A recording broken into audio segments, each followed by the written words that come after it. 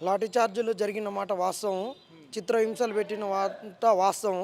వాళ్ళ గురించి ఈ బస్సు యాత్రలు చేసి వాళ్ళ గురించి కొట్లాడి కాళ్ళు మొక్కి ఈ కాంగ్రెస్ని తీసుకొచ్చినందుకు మాకు ఇచ్చినటువంటి ఒక గొప్ప బహుమానం అది.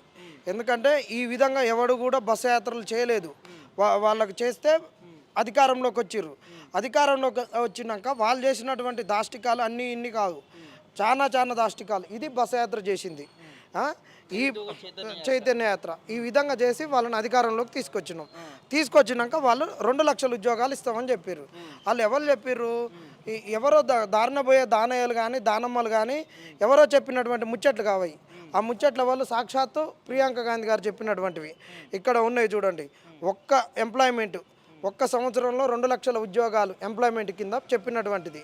ఈ 2 లక్షల ఉద్యోగాల గురించి ఉద్యోగాలు ఎక్కడ పోయినాయని అడిగినప్పుడు వాళ్ళు మమ్మల్ని కొట్టిర్రు.